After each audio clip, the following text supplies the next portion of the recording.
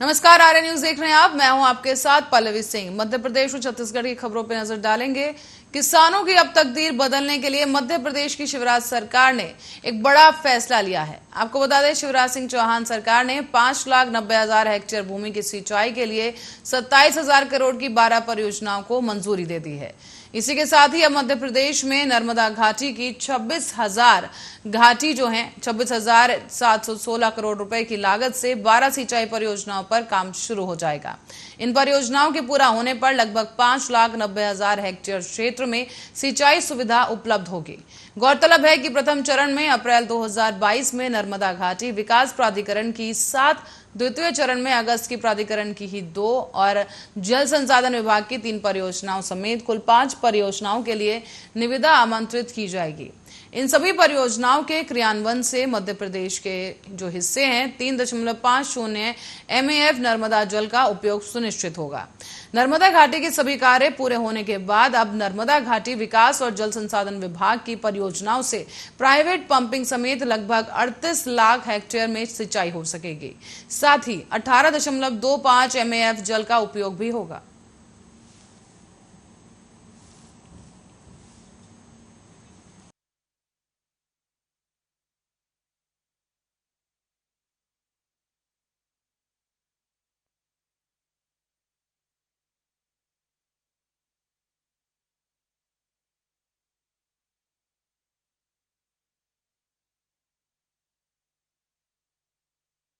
तो वहीं अब लोगों को सरकारी सुविधाओं का लाभ तय समय पर दिलाने के लिए छत्तीसगढ़ सरकार टोल फ्री नंबर जारी करने जा रही है।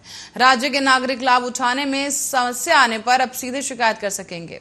दरअसल मुख्यमंत्री भूपेश बघेल ने आज ये घोषणा करते हुए बताया है कि ये तैयारी पूरी होने के बाद टोल फ्री नंबर जारी कर दिया जाएगा। अक्सर ये देखा जाता है कि सरकारी योजनाओं का लाभ उठाने के लिए आम नागरिकों को दफ्तरों के कई चक्कर काटने पड़ते हैं। कई बार लाभ के लिए आम नागरिकों से रिश्वत लेने की घटना भी सामने आ चुकी है। ऐसे में अब आम नागरिक समस्या और होने वाली असुविधा की शिकायत सीधे टोल फ्री नंबर पर कर सकेंगे। मुख्यमंत्री बघेल रायपुर हेलीपैड में मीडिया से बातचीत कर रहे थे और उन्होंने बताया कि पूरे प्रदेश में बिजली बंटवारा, नामांतरण, राशन कार्ड जैसी तमाम समस्याओं के लिए अब दफ्तरों के चक्कर लगाने के बावजूद काम नहीं हुआ करता था, लेकिन अब हो सकेगा। आपको बता दें, अब इस मुद्दे को बर्दाश्त नहीं किया जाएगा, उन्होंने कहा, और सरकार गंभीरता से विचार करते हुए व्यवस्था कर रही है ताकि लोगों को समय सीमा में सुविधा मिल सके। पत्रकारों ने पूछा कि क्या शिकायत करने के लिए टोल फ्री नंबर जारी किया जाएगा, तो जवाब में सीएम बघेल ने कहा है कि बिल्कुल होगा। आज रायपुर एसएसपी का व्हाट्सएप नंबर भी जारी कर दिया गया है।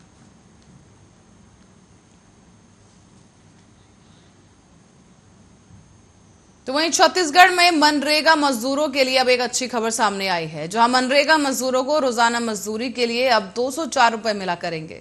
बढ़ी हुई राशि के साथ ही नई दर 1 अप्रैल से प्रदेश में लागू हो जाएगी। इससे राज्य के लाखों मजदूरों को लाभ हो सकेगा। आपको बता दें, मजदूरी के लिए पहले 193 रुपए मिलते थे, इसमें 11 रुपए की बढ़ोतरी अब कर दी गई है और इसी के साथ ही अब ये नई राशि 204 रुपए हो गई है। दरअसल महात्मा गांधी राष्ट्रीय ग्रामीण रोजगार गारंटी अधिनियम के तहत श्रमिकों को 1 अप्रैल से ये बढ़ी हुई राशि मिल सकेगी। आपको बता दें कि 1 अप्रैल से हर दिन अब 204 रुपए की मजदूरी लोगों को मिलेगी। इसके लिए केंद्रीय ग्रामीण विकास मंत्रालय ने मनरेगा के अंतर्गत वित्तीय वर्ष 2022 और 23 में जो राज्यवार प्रतिदिन मजदूरी की दर है उसे राजपत्र के प्रकाशन कर दिया गया है। साथ ही आपको बता दें, छत्तीसगढ़ में मनरेगा के तहत काम करने वाले मजदूरों के लिए 204 रुपए हर दिन की मजदूरी तय कर दी गई है। छत्तीसगढ़ में 26 लाख से अधिक परिवार मनरेगा से जुड़े हैं और अब इन्हीं परिवारों को वित्तीय वर्ष में 100 दिनों की रोजगार की गारंटी मिलती रही है, लेकिन इससे अब ग्रामीण इलाकों का विकास कार्य किया जाता था। इसमें तालाब, गहरीकरण, सड़कें, नहरें और बांधों के निर्माण कार्य के साथ साथ मरम्मत के काम भी किए जाते थे। मनरेगा में परिवार के वयस्क सदस्यों को हर दिन के काम के लिए जॉब कार्ड भी बनाया जाता था। इसके अनुसार ही मजदूरों को भुगतान किया जाता था और पहले एक मजदूर को 100 दिन के काम के लिए 19,300 रुपए मिलते थे, लेकिन अब ये राशि 1100 400 रुपए बढ़कर 20,400 रुपए हो जाएगी। गौरतलब है कि पिछले साल छत्तीसगढ़ मनरेगा के तहत लक्ष्य से अधिक रोजगार देने में देश में पहले स्थान पर था। 2020 और 21 में भारत सरकार ने छत्तीसगढ़ के लिए 15 करोड़ मानव दिवस रोजगार सृजन का लक्ष्य रखा था, लेकिन राज्य में 16 करोड़ 6,84,000 मानव दिवस रोजगार सृजन किया गया। इस लिहाज से छत्तीसगढ़ में लाखों मजदूरों को मनरेगा के तहत रोजगार मिल जाता है।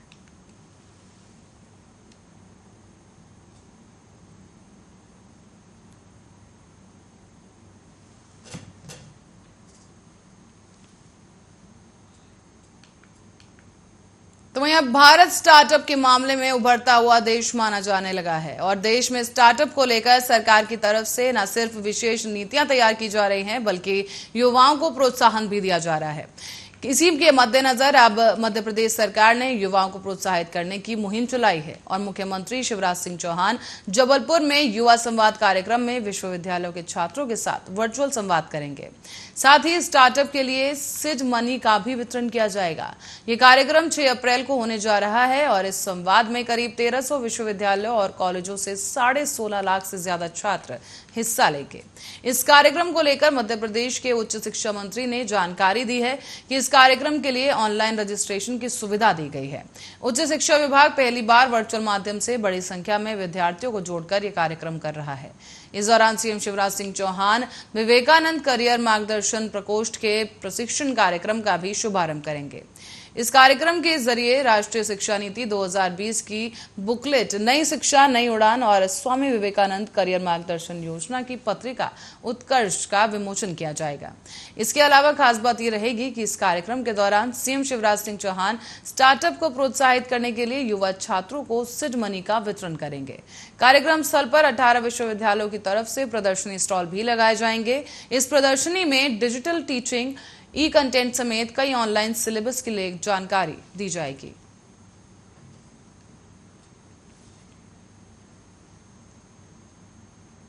तो वहीं मध्य प्रदेश में हाल ही में हुई MP TET exam paper leak मामले में अब यह मामला तूल पकड़ता जा रहा है। लंबे समय के बाद मध्य प्रदेश में हुई संविदा परीक्षा में पेपर लीक होने से नाराज छात्रों ने अब इंदौर कलेक्टर कार्यालय पहुंचकर प्रदर्शन किया है। मुख्यमंत्री शिवराज सिंह के नाम पर ज्ञापन भी सौंपा गया और इसे पूरे मामले को अब सीबीआई जांच की मांग की जाने लगी है। इन छात्रों ने मध्य प्रदेश व्यापम में लगातार भ्रष्टाचार होने के आरोप भी लगाए और प्रदर्शन करने आए एक छात्र रंजीत ने कहा कि पदों को बेचा जा रहा है, चाहे वो शिक्षक भर्ती हो, कांस्टेबल की भर्ती हो या कृषि भर्ती की परीक्षा हो। छात्र सबसे पहले जॉब निकालने के लिए संघर्ष करता है, उसके बाद पदों को बेचा जाता है और व्यापम में लगातार ये खेल जारी है और छात्र विरोध के चलते अब सड़कों पर बैठे हैं। उन्होंने ये भी कहा कि इस पूरे व्यापम घोटाले की जो प्रमाण है वो प्रमाण समेत अब शासन को जानकारी दी गई है।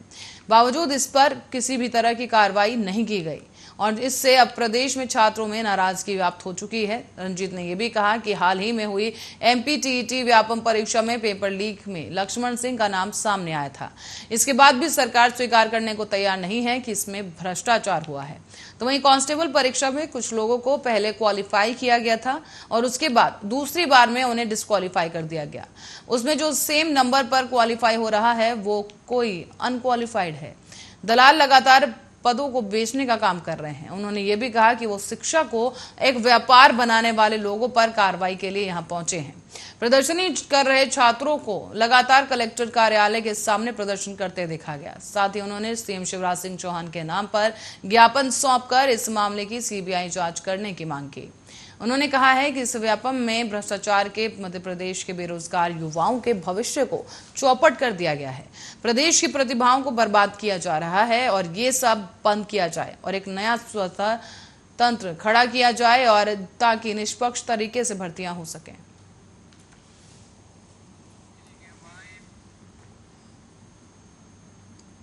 खबर बिलाईगढ़ से है, जहां लापरवाही का एक मामला सामने आया है। दरअसल इस जिले में टीकाकरण में लापरवाही के चलते एक नोटिस जारी कर टीकाकरण में देखने को मिली ये बड़ी लापरवाही।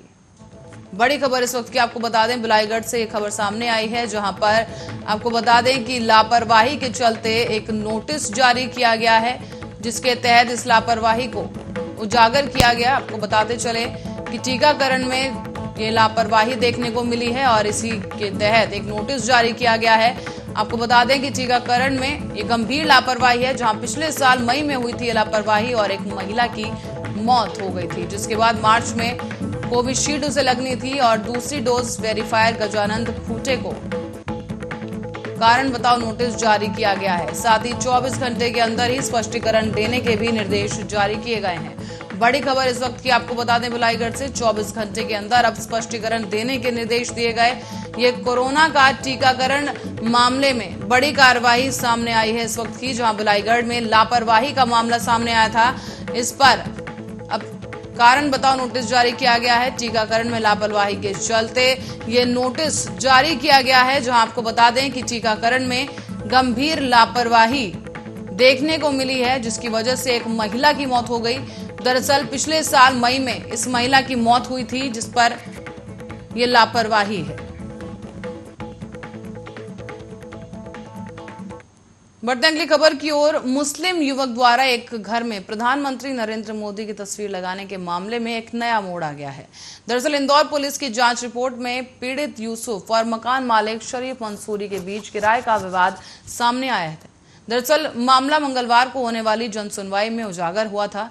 पीर गली में रहने वाले यूसुफ ने अधिकारियों के सामने पेश होकर मकान मालिक शरीफ मंसूर पर गंभीर आरोप लगाए थे और यूसुफ का कहना था कि घर में देश के प्रधानमंत्री नरेंद्र मोदी की फोटो लगाई थी और मोदी को आदर्श मानना है, और उन्होंने घर में प्रधानमंत्री की तस्वीर लगाने की वजह से मकान मालिक पर धमकी देने का आरोप लगाया। दरअसल देश के प्रधानमंत्री से मामला जुड़ा देखकर अधिकारियों ने संज्ञान लेकर जांच कर थाना प्रभारी को सौंप दी है। आपको बता दें कि पुलिस भी तत्काल जांच में जुट गई और एमजी रोड थाना प्रभारी धनवीर सिंह नागर के अनुसार इस जांच में सामने आया है कि यूसुफ और मकान मालिक के बीच मकान के किराए का विवाद लंबे समय से चल रहा था। यूसुफ को कई बार थाने भी बुलाया गया, लेकिन हाजिर नहीं हुआ। पुलिस का यह कहना है कि यूसुफ की शिकायत सस्ती लोकप्रियता पाने के लिए उठाया गया कदम है और अब इस मामले में आगे की जांच कर कार्रवाई की जाएगी। साथ ही मकान मालिक शरीफ मंसूर ने बताया है कि यूसुफ से किराए का विवाद चल रहा था और किराया मांगने पर बदतमीजी होती थी और अब मैं खुद सुप्रीम कोर्ट का वकील हूं, उन्होंने कहा, और हमारे दफ्तर में प्रधानमंत्री राष्ट्रपति की फोटोज होती हैं। ये सब सस्ती लोकप्रियता पाने के लिए और दंडात्मक कार्रवाई से बचने के लिए उठाया गया कदम है। इसकी शिकायत इंदौर कमिश्नर से भी की गई है और पूर्व में पीएमओ में भी शिकायत दर्ज की जा चुकी है।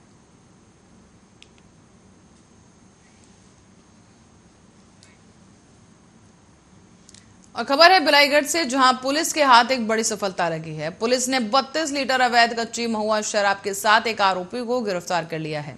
दरअसल बलौदा बाजार जिले में मिली जानकारी के अनुसार बिलाईगढ़ पुलिस टीम ने ग्राम छपोरा में अवैध कच्ची महुआ शराब के कोचियों पर ताबड़तोड़ कार्रवाई की। इसमें कार्रवाई के दौरान ग्राम छपेरा वार्ड नंबर 11 में आरोपी राजकुमार हिरवानी से अवैध कच्चा महुआ शराब जब्त कर ली गई है। साथ ही आपको बता दें कि पुलिस ने आरोपी के खिलाफ आबकारी अधिनियम एक्ट के तहत मुकदमा भी दर्ज किया। तो वहीं आपको बता दें कि आरोपी को न्यायिक रिमांड के लिए जेल भेज दिया गया है।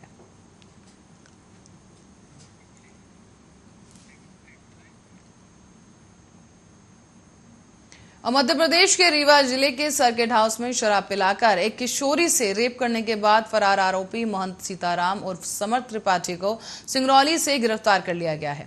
दरअसल बता दें कि रीवा सर्किट हाउस में सोमवार की रात रूम नंबर 4 में सतना जिले की रहने वाली किशोरी के साथ दुष्कर्म किया गया। किशोरी की शिकायत के बाद सिविल लाइंस पुलिस ने सभी आरोपियों के खिलाफ एफआईआर दर्ज कर पूछताछ शुरू कर दी। तो इसी दौरान छानबीन में महंत तक किशोरी को पहुंचाने वाले हिस्ट्री शीटर विनोद पांडे को पहले ही गिरफ्तार किया जा चुका है। पुलिस ने एफआईआर दर्ज करने के बाद सूचना उन्हें मिली थी कि आरोपी महंत फरार हो गया है और उसे पकड़ने के लिए पुलिस ने कई टीमें भी गठित की। रीवा पुलिस को भी जानकारी मिली थी कि वो सिंगरौली की ओर गया है और इसीलिए सिंगरौली पुलिस को विशेष रूप से अलर्ट कर दिया गया था। दुष्कर्म का आरोपी सीताराम अपने लुक चेंज करने के लिए बैढ़न स्थित एक नाई की दुकान पर पहुंचा था और पुलिस ने त्रिपाठी के पीछे अपने मुखबिर लगा दिए थे। सूचना मिलते ही पुलिस मौके पर पहुंच गई और आरोपी को दबोच लिया गया। दरअसल रीवा जिले के फरार महंत को पकड़ने में विंध्य नगर टीआई यूपी सिंह समेत कई अन्य स्टाफ का महत्वपूर्ण योगदान भी रहा है। जानकारी के लिए माना जा रहा है, आपको बता दें कि सीताराम दास मूल रूप से गुड़वा थाना गुड़ जिला रीवा का निवासी है और वो कुछ दिनों से अयोध्या में रह रहा था। 3 महीने से इसकी गतिविधियां इस जिले में बढ़ गई हैं। बताया गया है कि रीवा में सामुदायिक ग्रुप द्वारा आयोजित किए गए आध्यात्मिक आयोजन में सीताराम दास बढ़ चढ़कर हिस्सा ले रहा था।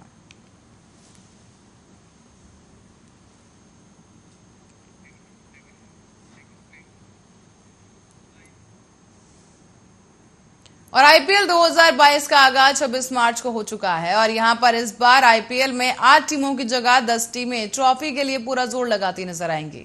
आईपीएल के इस सीजन में गुजरात टाइटंस और लखनऊ के सुपर जॉइंट्स 2 नई टीमें डेब्यू करने जा रही हैं।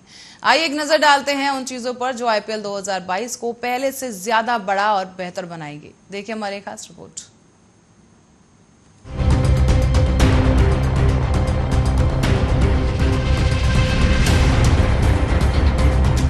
आईपीएल 2022 का आगाज 26 मार्च से हो चुका है, जहां 10 टीमें एक आईपीएल ट्रॉफी के लिए पूरा जोर लगाती नजर आएंगी और आईपीएल के सीजन में गुजरात टाइटंस और लखनऊ सुपर जायंट्स 2 नई टीमें भी डेब्यू करेंगी। इस बार आईपीएल पहले से कई अधिक बड़ा, बेहतर और अधिक रोमांचक होने वाला है। 2 नई फ्रेंचाइजी आईपीएल में एक नया आयाम जोड़ने का काम करेंगी, जो लीग की गतिशीलता को पूरी तरह से बदल सकती है। तो आइए आपको बताते हैं कि इस बार के आईपीएल लीग में क्या क्या नया और क्या क्या बदलाव है। सबसे पहले इन मैचों का पूरा शेड्यूल ही बदल चुका है। तो वहीं आपको बता दें कि अब तक की लीग में 60 मैच 8 टीमें खेला करती थी, लेकिन अब 10 टीमें 74 मैच खेलेंगी, जो एक नए संशोधित प्रारूप के साथ होंगे। लीग चरण में प्रति टीम 14 मैच खेलेंगी, लेकिन 10 टीमों को 5-5 के 2 समूह में विभाजित किया गया है।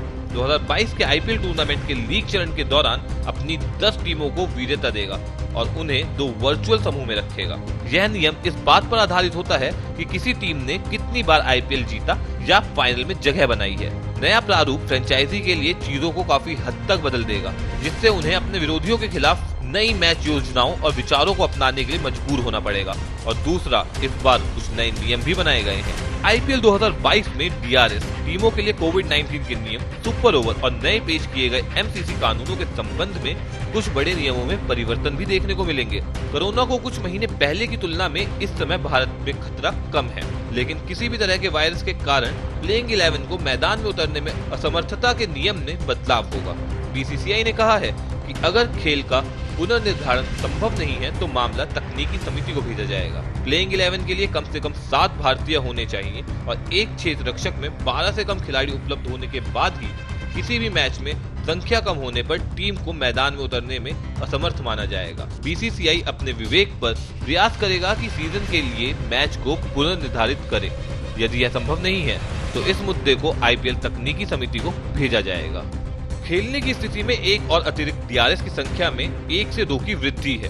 बोर्ड ने हाल ही में मेलबर्न क्रिकेट क्लब एमसीसी के सुझाव का भी समर्थन किया है कि नए बल्लेबाज को स्ट्राइक लेना होगा, भले ही बल्लेबाज ने कैच के दौरान क्रीज क्रॉस किया हो। विशेष रूप से अंतर्राष्ट्रीय क्रिकेट के लिए कानून इस साल के अंत में अक्टूबर में ही लागू होता है। हालांकि आईपीएल ने इसे सीधा लागू करने का फैसला किया है। एक कैच आउट होने पर चाहे बल्लेबाजों ने क्रीज पार किया हो, आने वाला बल्लेबाज स्ट्राइक लेगा, सिवाय इसके कि यह ओवर की आखिरी गेंद है। और इस बार के सुपर ओवर में भी बदलाव किया गया है। बीसीसीआई ने फैसला किया है कि अगर नियमित खेल समय के बाद किसी कारण से सुपर ओवर का मंचन नहीं किया जा सकता तो उसके बाद के सुपर ओवरों का आयोजन टाई को तोड़ने के लिए नहीं किया जा सकता है, तो लीग तालिका में उच्च स्थान हासिल करने वाली टीम को विजेता घोषित किया जाएगा। बेंगलुरु की फ्रेंचाइजी ने दक्षिण अफ्रीका के फाफ डु प्लेसिस को नया कप्तान नियुक्त किया है। फाफ ने भूमिका में विराट कोहली का स्थान लिया। आईपीएल 2022 की शुरुआत से ठीक पहले धोनी ने गुरुवार को सीएसके की कप्तानी रविंद्र जडेजा को सौंपने का फैसला किया है। स्टार ऑलराउंडर जो 2012 से चेन्नई सुपर किंग्स का अभिन्न अंग रहा है, धोनी और सुरेश रैना के बाद चेन्नई स्थित फ्रेंचाइजी का नेतृत्व करने वाले तीसरे खिलाड़ी होंगे। धोनी, जिनके तहत सीएसके ने 2004 मैचों में रिकॉर्ड 121 जीत दर्ज की है, फ्रेंचाइजी का प्रतिनिधित्व करना जारी रखेंगे। पिछले साल तक दिल्ली कैपिटल्स के कप्तान श्रेयस अय्यर को कोलकाता स्थित फ्रेंचाइजी का कप्तान नियुक्त किया गया है। अय्यर, जिन्हें केकेआर ने मेगा नीलामी में 12.25 करोड़ में खरीदा था, भूमिका में इयॉन मॉर्गन की जगह लेंगे। पंजाब को मयंक अग्रवाल के रूप में नया कप्तान मिला है, जिसे मेगा नीलामी से पहले फ्रेंचाइजी ने रिटेन किया था। ये मयंक का आईपीएल कप्तान के रूप में पहला कार्यकाल भी होगा। टैलेंट मीट्स अपॉर्चुनिटी आईपीएल की टैगलाइन है। इस मेगा लीग ने कुछ अद्भुत युवा संभावनाओं को खोजने में कुछ वर्षों में अहम भूमिका निभाई है। हर आईपीएल सीजन में नए ट्रेंड सामने आते हैं, जिनमें से कई भारत के लिए भी खेलते हैं। देवदत्त पैडिकल, रवि बिश्नोई, यशस्वी जायसवाल, ऋतुराज गायकवाड़, कार्तिक त्यागी, उमरान मलिक और अन्य ने आईपीएल के पिछले कुछ सत्रों में अपना कौशल दिखाया है। इस साल भी दिल्ली कैपिटल से यश धुल, मुंबई कैपिटल से Dewald beverage, Chennai super Kings से राजवर्धन हैंगरगेकर, गुजरात टाइटन से रहमानुल्लाह गुरबाज और पंजाब से राज बावा आईपीएल में डेब्यू करने के लिए तैयार हैं और सभी को अपने प्रदर्शन के साथ मंत्रमुग्ध करने की उम्मीद है। Bureau report RJ news.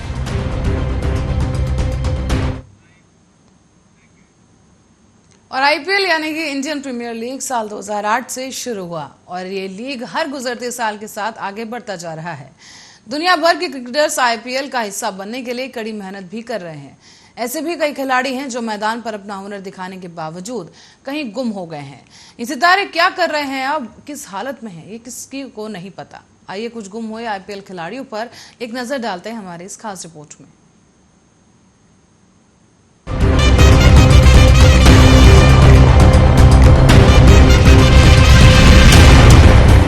2008 में इंडियन प्रीमियर लीग आईपीएल के उद्घाटन के बाद से लीग हर गुजरते साल के साथ आगे बढ़ती जा रही है। दुनिया भर के क्रिकेटर्स आईपीएल का हिस्सा बनने के लिए कड़ी मेहनत कर रहे हैं। खिलाड़ी अच्छी तरह से जानते हैं कि इस मेगा इवेंट में अच्छा प्रदर्शन उनकी किस्मत बदल सकता है। तो वहीं इसी के चलते हर खिलाड़ी आईपीएल में कड़ी मेहनत से अपना अच्छा प्रदर्शन करता है। लेकिन ऐसे भी कई खिलाड़ी हैं जो मैदान में अच्छा प्रदर्शन करने के बाद भी गुमनाम हो चुके हैं। तो आइए आपको पहले बताते हैं मोहित शर्मा के बारे में। साल 2014 में पर्पल कैप जीतने वाले सबसे शानदार तेज गेंदबाज में से एक मोहित शर्मा को इस सीजन में बाएं हाथ के तेज गेंदबाज बलिंदर सरन के साथ नई आईपीएल फ्रेंचाइजी गुजरात टाइटंस ने नेट गेंदबाज के रूप में शामिल किया है। चेन्नई सुपर किंग्स का प्रतिनिधित्व करने वाले मोहित शर्मा 2014 में सबसे अधिक विकेट लेने वाले गेंदबाज के रूप में उभरे थे। उन्होंने 16 मैचों में 19.65 की औसत से 23 विकेट लिए थे।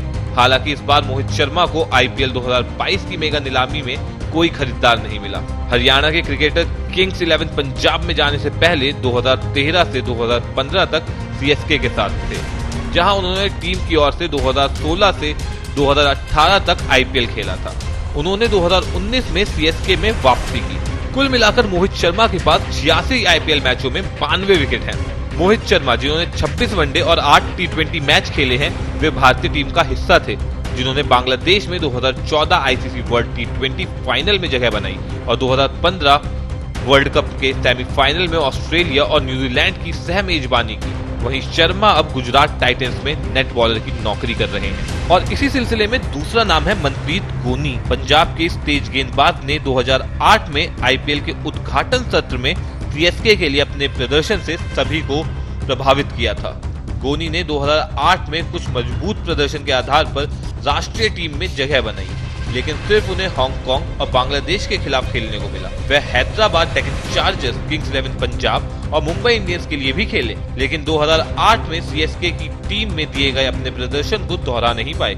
और वहीं इस लिस्ट में तीसरे नंबर पे है तिरुमला सेट्टी सुमन। हैदराबाद में जन्मे दाएं हाथ के बल्लेबाज सुमन डेक्कन चार्जर्स के लिए एक रन मशीन थे। उन्होंने 2009 में 287 रन और 2010 के सीजन में अपनी सफलता को दोहराया। एडम गिलक्रिस्ट की अगुवाई वाली टीम के लिए उन्होंने 307 रन बनाए थे। हालांकि अगले सीजन में मुंबई इंडियंस के साथ उन्होंने 7 पारियों में सिर्फ 65 रन बनाए। उसके बाद वह अपना प्रदर्शन नहीं दिखा पाए और आईपीएल और क्रिकेट से दूर हो गए। तो आइए अब आपको चौथे खिलाड़ी के बारे में बता दें। कामरान खान, वो भी गायब हो गए हैं। उत्तर प्रदेश के एक छोटे से गांव के बाएं हाथ के तेज गेंदबाज को राजस्थान रॉयल्स ने 2009 सीजन के लिए चुना था। रॉयल्स के इस वंडर बॉय ने दिग्गज शेन वॉर्न सहित सभी को अपनी गति से प्रभावित किया था। 140 किलोमीटर प्रति घंटे की रफ्तार से वे गेंदबाजी की क्षमता रखते थे।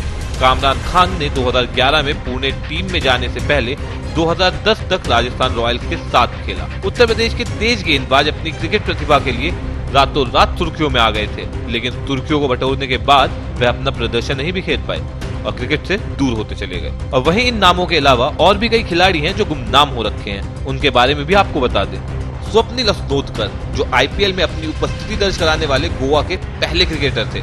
मुंबई इंडियंस के बल्लेबाज पॉल वॉल्थी, पश्चिम बंगाल के विकेट कीपर बल्लेबाज श्रीवत्स गोस्वामी, मुंबई के स्पिनर इकबाल अब्दुल्ला 2011 में कोलकाता नाइट राइडर्स के साथ उभरते हुए खिलाड़ी थे। गोवा के बाएं हाथ के स्पिनर शादाब जकाती और हरियाणा के बल्लेबाज मनविंदर बिस्ला, जो एक आशाजनक शुरुआत के बावजूद उम्मीदों पे खरे नहीं उतर पाए। ये थे वो खिलाड़ी जो अच्छा प्रदर्शन करने के बावजूद मैदान से बाहर और गुमनाम है। Bureau report RJ. और इसी रिपोर्ट के साथ ही बुलेटिन में फिलहाल के लिए इतना ही। आप देखते रहिए आर्या न्यूज।